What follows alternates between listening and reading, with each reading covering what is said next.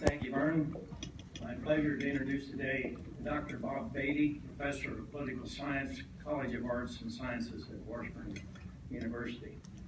Dr. Beatty is a columnist for the Topeka Capital Journal and political analyst for KSNT TV, and has been covering and researching and writing about 2016 presidential elections since it began in April of 2015.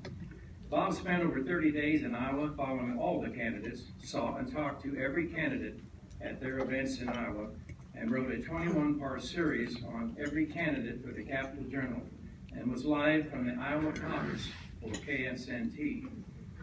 And he will be attending both conventions later this month in Cleveland and Philadelphia. Dr. Beatty was a guest professor of political science at the U.S. State Department in 2007, 9, and 10. He was a visiting professor in Public Affairs Academy of Management, Mongolia. He has done research visits in North Korea, Cuba, and China. Traveled with candidates in the UK elections of 2001, 2005, 2010. He just returned recently from Japan. I could say more, but Dr. Beatty, I want to give as much time as possible. So fellow Rotarians, it's my pleasure to introduce to you Dr. Bob Beatty.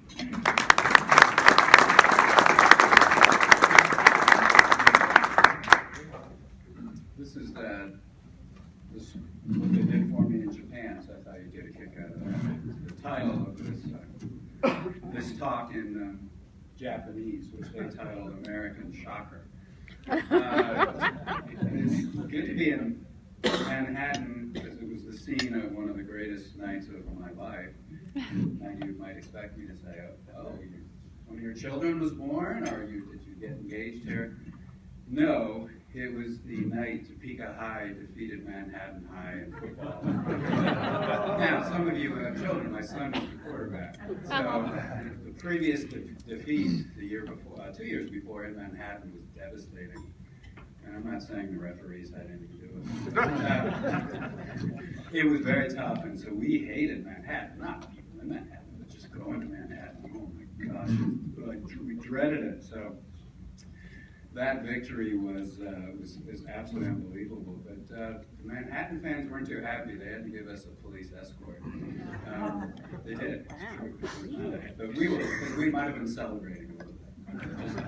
Just a little bit. So now that he's graduated, may the best team win. But that 2014 victory in Manhattan was, wow, that'll last a lifetime. He's now playing football at Macalester College in St. Paul, Minnesota. Football? And having a good time there. So to give me 20 or 25 minutes to talk about this election is like telling a marathon runner, okay, you run a marathon, you got 42 minutes to run 25 miles.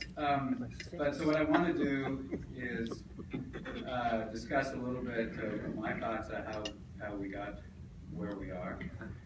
Give a couple comments on what's coming up, and especially maybe the vice presidential pick, because that's coming up next week from Donald Trump, and then take questions, because the questions should be, there should be a lot of questions, I would assume. So yes, thank you for the introduction. I actually received a grant from Washburn University to study this election, and so I ended up dedicating myself to going to Iowa and seeing all the candidates that happened to be this year, so that was perfect.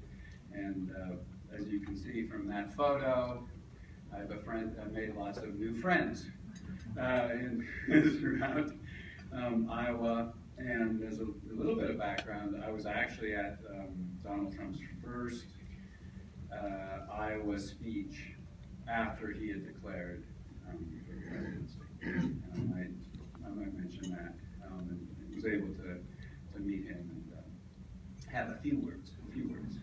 Not a lengthy discussion, but we chatted for a bit. As many of the other candidates I talked to a lot more.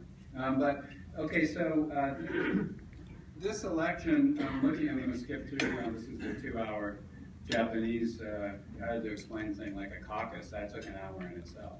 A caucus, you know. A lot of Americans clearly didn't understand what a caucus was given the turnout. The turnout for the Kansas caucus this year, which, you know, don't get spun by any politician from A to Z, was horrific. Horrific. It was like 8% of registered Democrats / Republicans. 8%. So, you know, I wrote a column and I got blasted by the Democrats. They were really ticked off at me because I said, this is absurd. I called it hostage taking because the Democrats in Kansas, my wife went to the caucus. I'm unaffiliated, but she's a Democrat. She was there 3 hours. I said, that's a form of hostage taking. If you walk into a gym and say you get to vote in 3 hours, that's a democracy? Ridiculous, sorry. But the caucus system is very bizarre, undemocratic, and is very, so couldn't even explain it to the Japanese. I didn't try. Okay, so a lot of the pictures, as you may see as we run through, I took in Iowa. But I wanted to talk about the context looking back. And this is something looking back that we can see. Nobody, of course, predicted Donald Trump, but I should say nobody predicted Bernie Sanders. So let me quickly flip to this before we take a look there. That's the polls from April and June of 2015, when this whole thing essentially started. You can see the poll numbers there. Clinton was at about 70% of Democrats in the polls. So Bernie Sanders, it was Bernie who? 5%. That's just probably polling error. Those 5% had no idea who he was, but maybe their uncle was named Sanders and they liked the sound of it. But what's interesting there on the Republican side, obviously Trump is at 1%. But the rest of a key element there is there's no front runner for the Republicans. And the front runner that's there is named Bush. And I think that was a really important aspect to the Republican side. Some historical notes, it's usually the Democrats that are willing, not usually, it's always the Democrats that are willing to maybe do something a little goofy on the presidential side, go with somebody that hasn't been in politics long, or they fall in love with sort of quickly. Jimmy Carter, for example, was almost a complete unknown when he was chosen. And even, of course, Obama had not been in office very long. Clinton was a much more seasoned candidate.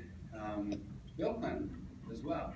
So the Democrats can, over the years, pick somebody they sort of, Bill Clinton says this, they fall in love with. Republicans in the modern era, before this year, have always picked somebody that fit 2 criteria, 3 actually. 2. One is they had run for president before, or they were related to somebody who had run for president before. Hello, Bush, right? So if you looked at those names, from Reagan to Nixon to Romney to McCain, it's amazing. All of them had run for president before, or they were related to somebody who ran. So what that tells you is the Republicans, who are a very traditional party in the sense of who they wanted. The Republican Party wanted someone who'd been through it. They wanted to get to know that person. Okay? They wanted someone, I guess, sort of solid, Whereas the Democrats every now and then would say, hey, who's that governor from Arkansas? Oh, we like to smile on that guy from Georgia. Okay? I will say this, when you look at somebody like Jimmy Carter, when you take a gamble on somebody like Bill Clinton, or Jimmy Carter, it's a gamble. It's truly a gamble because, obviously, if you win, you sort of think, oh, we got this person that's now really exciting, etc. But you also, the electorate knows it's a gamble. You're asking the electorate, join us on this sort of gamble. On this person that we really has not been tested in office before, or even maybe running for office before. So, I think the best example is Jimmy Carter in '76. Some of you may recall that both the president and vice president had resigned, Agnew and Nixon.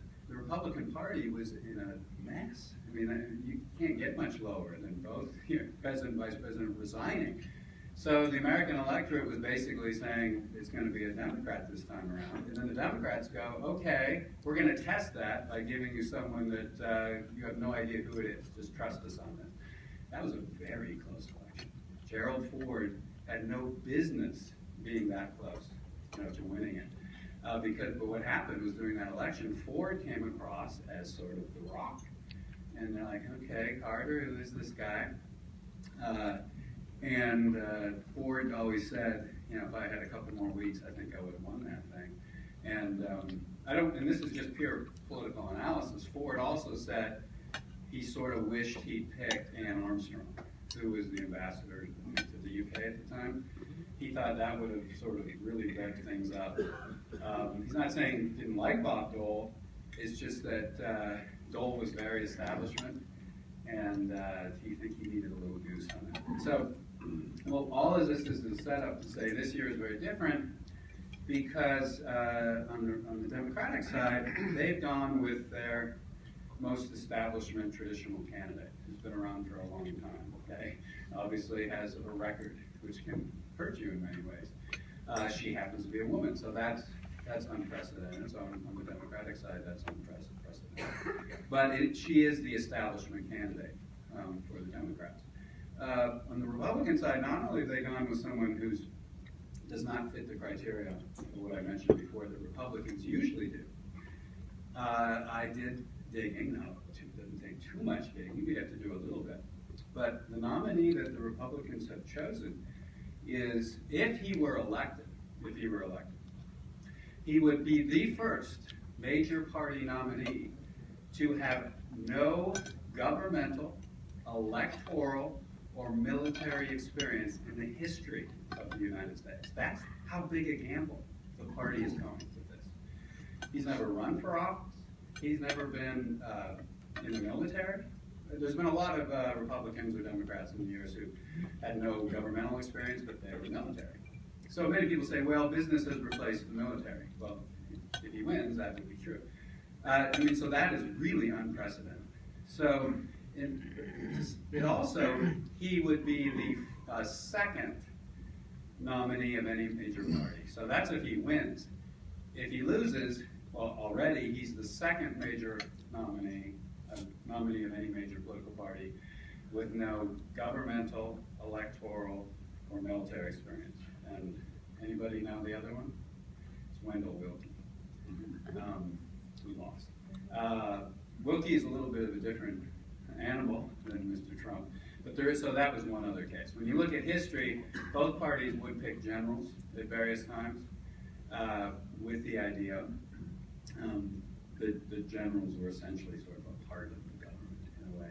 Okay, so that's how unprecedented this pick by the Republican Party is. And I get a good kick out of that with my Republican friends, because when I was growing up, the Republicans had this, how should I say, stereotype of the Republicans being a little bit of the very conservative, right? Of being, that was the stereotype. The Republicans were calm, as I said, steady even in their picks. Okay, and this is just so far out that it's actually beyond belief.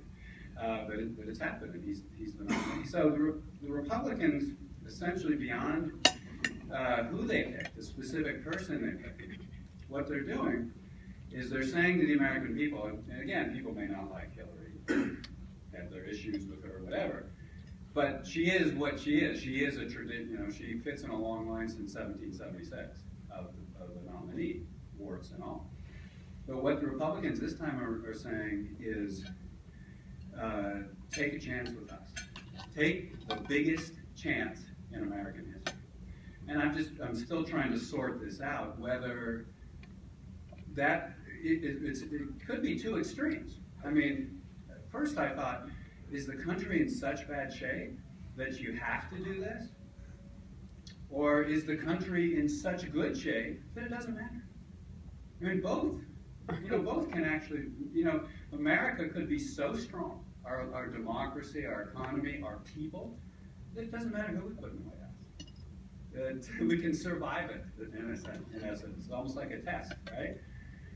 Now, the other option when people say, oh my gosh, this country is in such bad shape. And then I thought, in the history of this country, when the country is in really serious, we're talking serious bad shape, does it take a chance?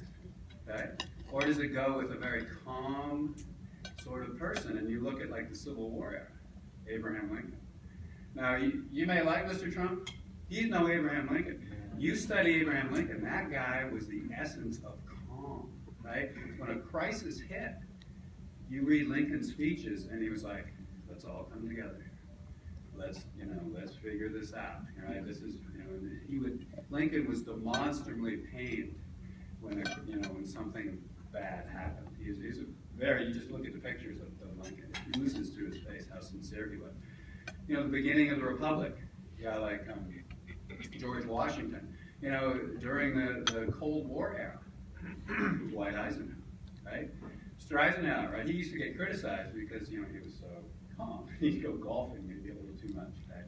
He wasn't a reactionary, okay? So I think I'm starting to edge on the side of, which I think is a positive thing, that this country is so great, so strong, so wonderful, that one of the parties can say, hey, you want to take a chance on someone? And if the American public agrees, we'll be all right. Right? That because he may fail if he got elected. We have no idea. We have no idea how he would do. Right? And that's one of the problems for Hillary Clinton, is people have a sense of what she may or may not do. She's got such a long record. Okay?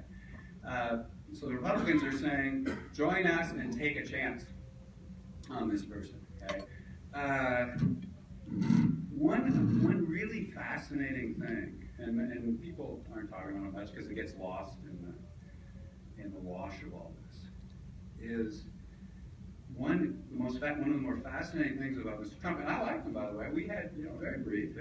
If he was asked, Bob Beatty, I don't know this guy, unless maybe I said something really nice, he might say, yeah, I like that guy. But we had an ever so brief conversation, but he's very pleasant, he's funny, and but here's an odd thing about him. In the 1990s, he used to call up reporters and pretend to be somebody else, John Barone or John Miller. And he would talk, and there's actually a tape recording, you can find it. He denies it's him, but it's him. He's since not really denied it. He said, well, I might have done that stuff. So, that is, I don't know what to say about that. That we may elect a president who at some point in his life was picking up the phone and calling people and saying he was someone else and talking about himself. That is really odd. Okay? Isn't it? I mean, you guys, all of you may vote for Trump. Who knows? Maybe something will happen, I'll vote for him. That's just plain really odd. So that tells you the Republican Party is saying, Bob, take a chance on this guy. And here's some really interesting, strange behavior that I wouldn't want you to do. I wouldn't want your kid's teacher to do. I wouldn't want our local city councilman to call up the Topeka Capital Journal and say, hey, Fred Smith here. Mayor Wolgass, is that you? Nope, this is Fred Smith. Okay? And he did it with reporters numerous times in the 1990s. And he talked about his dating habits when he did it. That's what he was talking about. Oh yeah, Mr. Trump was with Madonna, last night. Did you see that? She's like, I think this is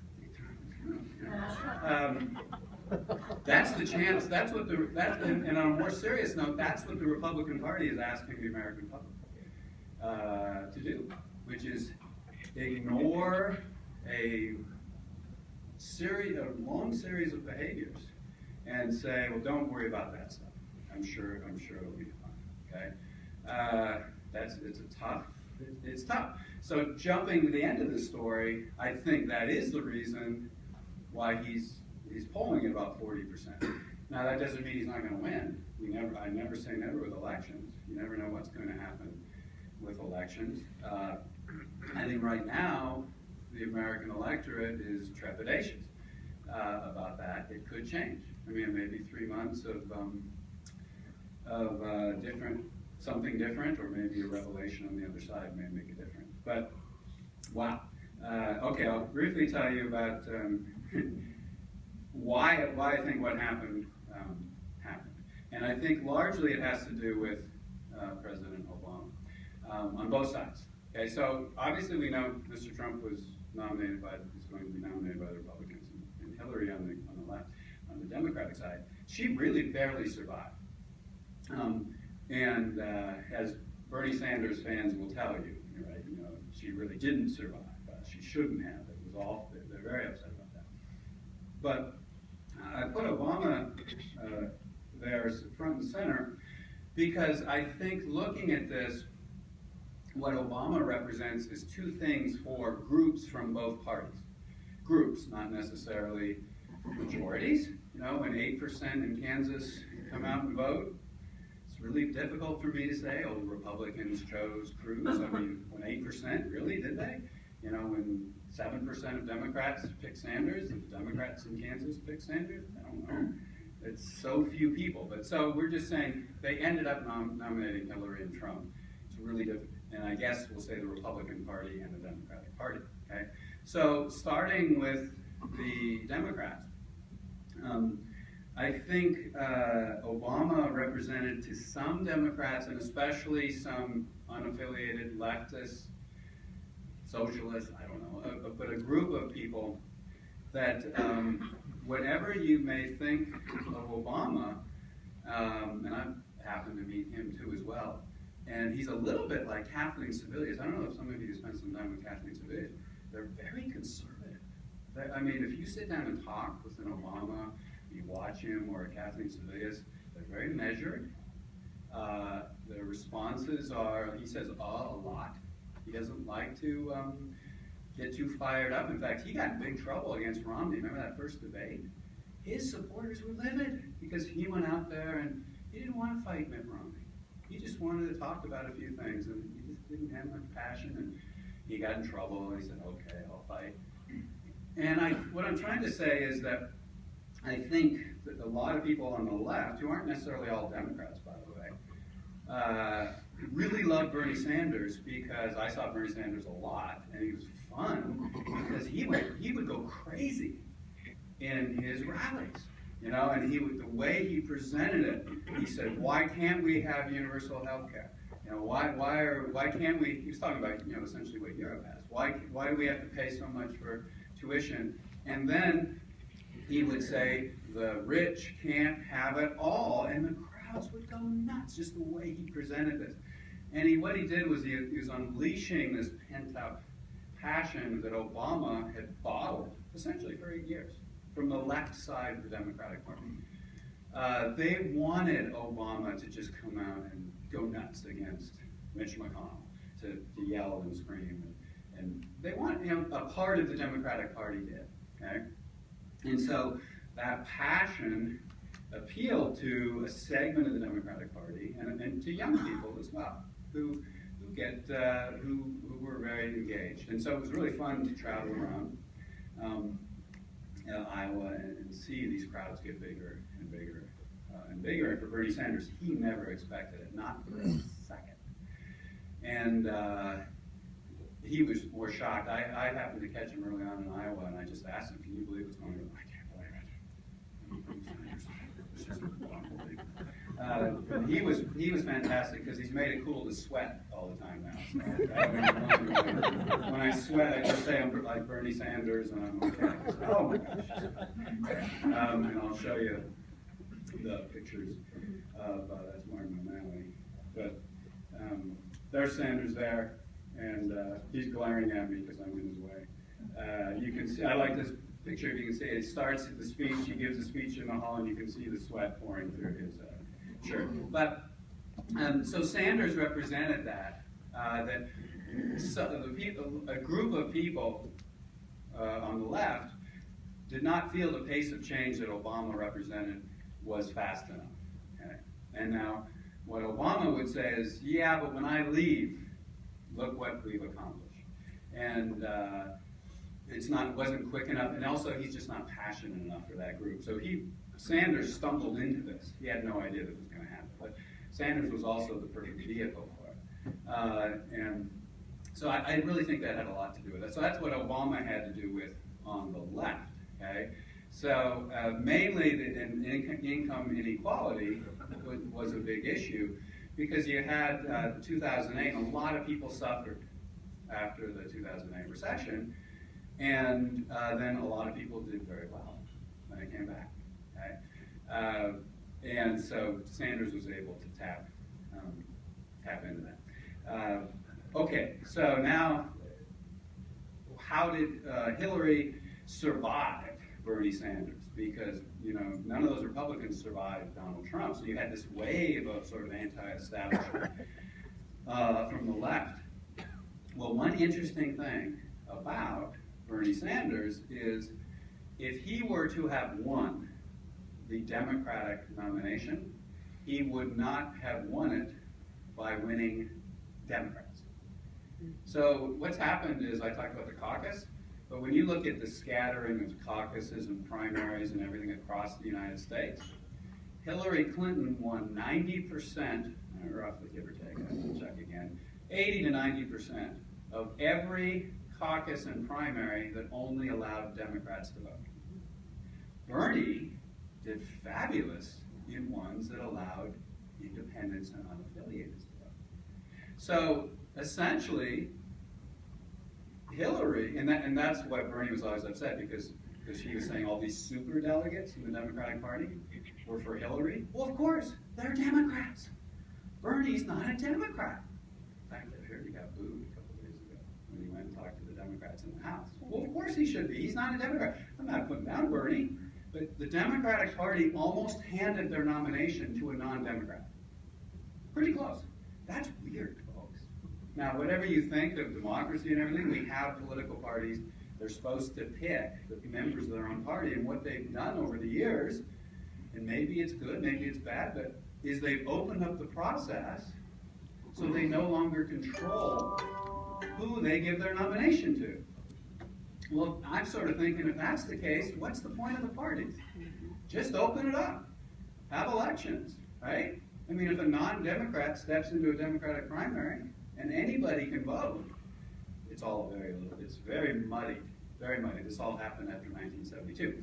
So remember I said that the Republicans have traditionally been the conservative party, the Democrats have been a little wacky, you know, and who they pick? Well, this time around, the Democrats had a rule in that effectively said, if we pick someone that we really think is going to lose the election, this could be a disaster, we've got a catch, which is what are called superdelegates. And that's exactly, so the Democrats have close to 20% of their delegates are non-binding, meaning they can do whatever they want. Okay, so they always have been behind Hillary. So the Democrats elected a Democrat, Hillary Clinton, whatever you think of her, she's a Democrat. Bernie's not a Democrat. He did not get elected. Okay? So that was a fascinating thing, that the Democrats almost elected a non-Democrat. Okay? And I think here's why the Democrats were worried. And we can think about this. I've certainly been wrong in the past, and I might be wrong on this. But is the United States in 2016 a socialist nation? I don't think it is. So when those polls showed Bernie doing really well nationally, I think people really loved the persona. But did they have any idea of his policies on a national level? Yeah, maybe one or two, but not really. He's a socialist, and that's great. He's a socialist. But what, for example, the tax increases it would take to pay for what he wanted would be quite large. Did people discuss this? I don't think so. So I think that's why the Democrats wanted to stick with Hillary in courts and all, because they were very fearful that if the American people found out the tax bill under that nominee, Sanders, it might really flip those polls. Okay, so quickly, right? Mr. Trump. So when I saw Mr. Trump for the first time, it was basically his first speech after he announced. Okay, it was a real tipping point, meaning that his speech had been, of course, about the wall and the rapists from Mexico and all those things. And then when I saw him in Iowa, it was really interesting, and I'm glad I saw him there because it was a group like this. It was in Iowa. It was a county of Republicans, and Trump didn't have the huge entourage. It was basically just Trump, and he would take questions from anybody. And he got up there and he gave a Trump speech. We now know what a Trump speech is. And the crowd was like this.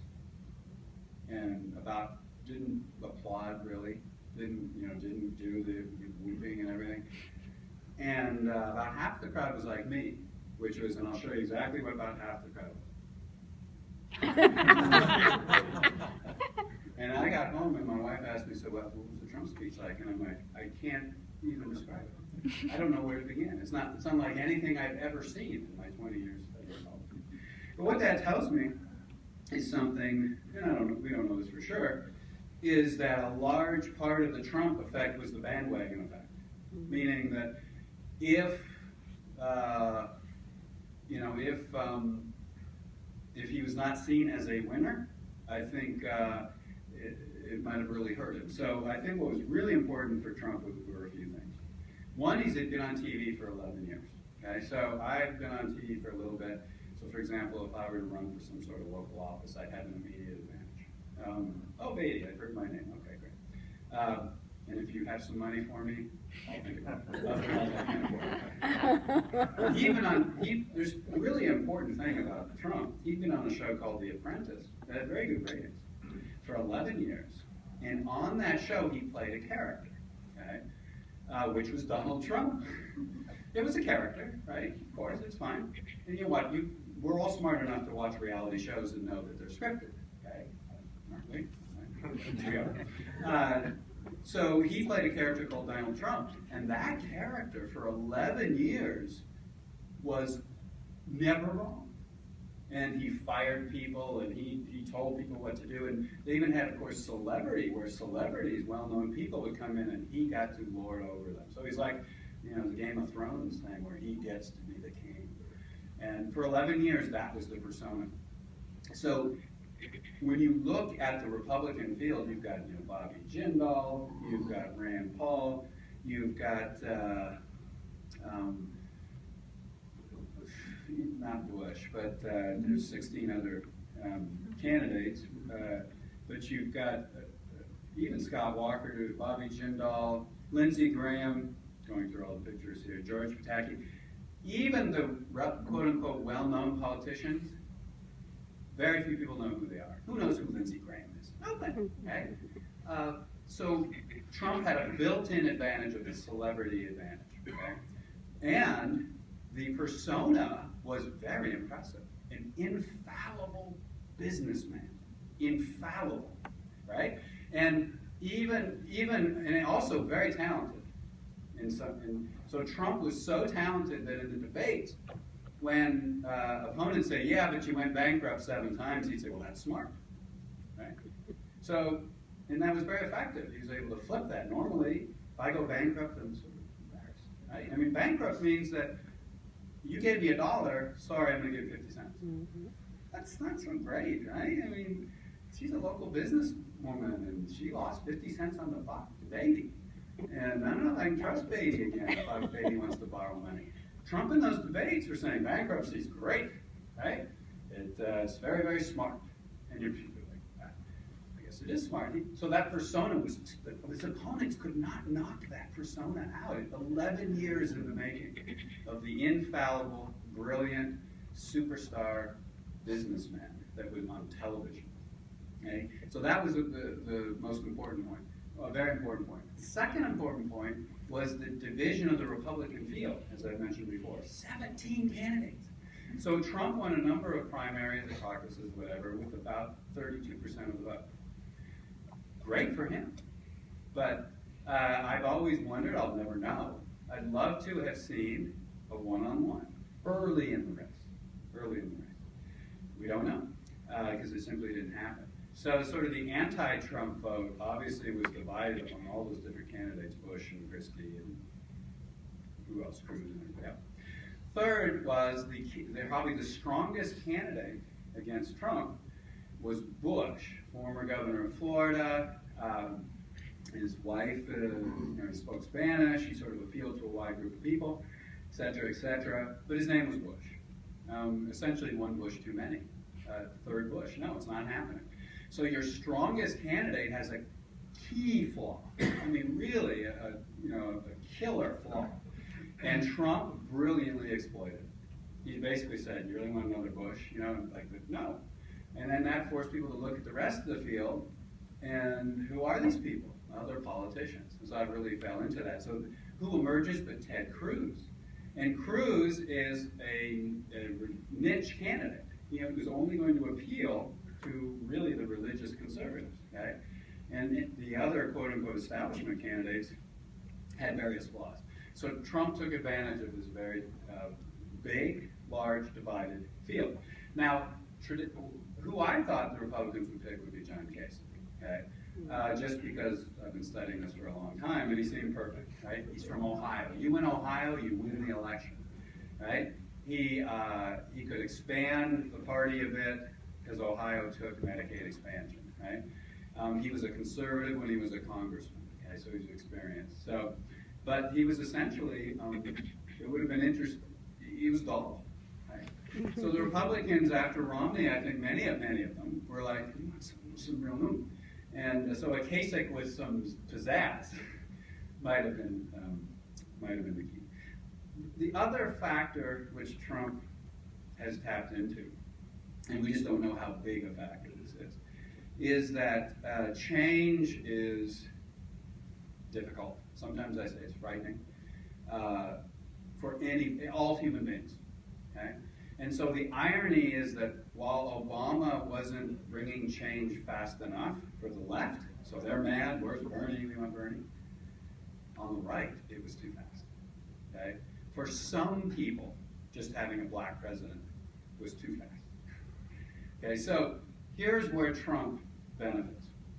So you've got Iowa, New Hampshire, you know, South Carolina comes, but here's Super Tuesday comes. Remember, I argue that a key component for Trump was to show that he could win votes.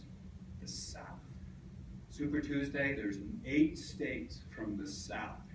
He obliterates the opposition in the South. Destroys the opposition, okay? Now, I'll just say, there's the fact, right?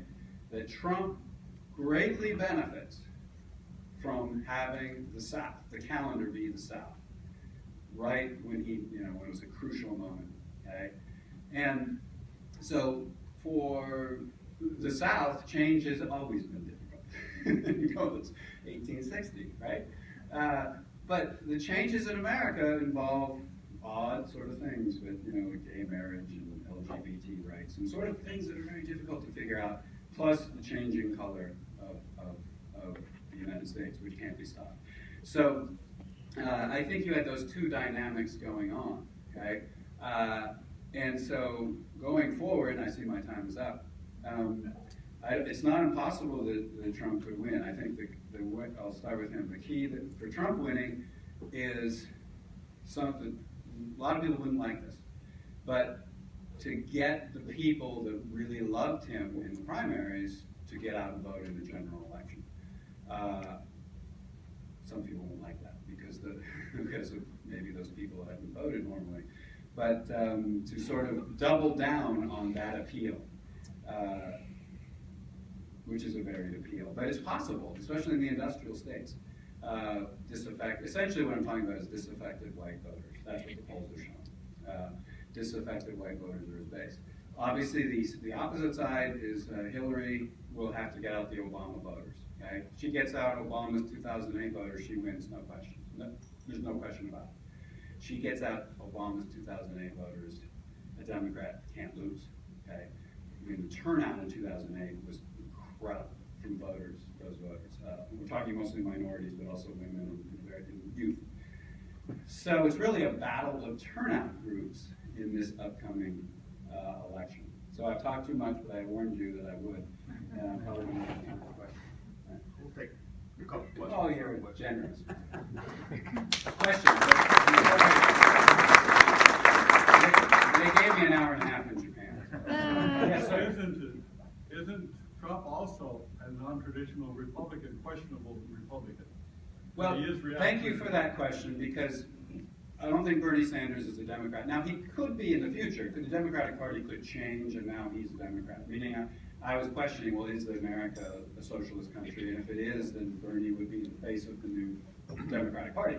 Your question is perfect, though, because Trump is not, he is now, but he's not really what we would call a Republican. He jumped into the Republican Party for whatever reasons, and maybe very smartly, but over the years, he's been independent. He's from New York. Ted Cruz, and I think Cruz is probably right. Cruz said, hey, this guy's from New York. He's not a traditional Republican. So he's not a Republican like I was saying I think about Republicans. So one thing that really is un-Republican to me, and maybe it's just my stereotypes, is he's really, really vulgar. Okay? I mean, he is. It's just not, there's nothing we can do about it. He is, and some people really like that. But this is a guy was going to Howard Stern show. Now, I wouldn't like it if my kids were listening to Howard Stern. They think nasty stuff. Howard Stern. Coarse, vulgar, swearing, talking about body parts in a debate. He alluded to his groin. To your question, sir, I would say that's not really, quote, Republican in my view. But maybe it is now. Maybe if he's appealing to a different type of person, like Bernie Sanders, that's the new Republican Party. That's what the voters will have to decide. Sorry, I'm talking about, yeah. Prediction for vice presidential. Thank you. I love you. Because that's all I'm thinking about. I thought it'd be Joni Ernst for Trump. She's a senator from Iowa who was a lieutenant colonel in the Army and served during the Iraq War. Seemed like a slam dunk to me. But then yesterday she met with Trump and said, I don't think it's happening. So what's going on here? Mike Pence, governor of Indiana. That's my prediction. I don't think it's overly exciting, but he played golf with him, and apparently, I think Trump's a very sort of gut guy, and I think they had a really good rapport. But it is Trump, so it could be like Bill Snyder or something. You know? Lou Sebelius wanted to be her lieutenant. Hillary, I've been going back and forth. A lot of people want Elizabeth Warren, so if she wants to blow the roof off the Philadelphia Convention Hall, it's Elizabeth Warren. If it's Tim Kaine, the Sanders people are going to go crazy, because Tim Kaine's the senator from Virginia, but he's quite conservative. So split the middle. You got Sherrod Brown, a senator from Ohio. He's from Ohio.